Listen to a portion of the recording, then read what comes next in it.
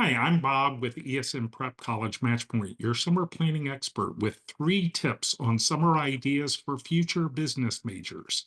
Tip number 1, help your student launch a small venture. Encourage them to start a simple business like selling handmade products online, offering tutoring services, or running a neighborhood car washing service.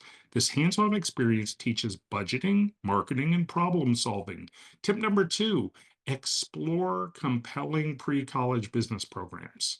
Programs like the Michigan Ross Summer Business Academy introduce students to world business concepts through team projects and mentorships, building both knowledge and confidence. And then, tip number 3, take initiative with community projects. Suggest your teen organize a fundraiser or lead a community event, such as a local food drive or charity bake sale, to develop leadership and strategic thinking skills. Remember, every teen's journey is unique, and with the right summer plans, they can thrive.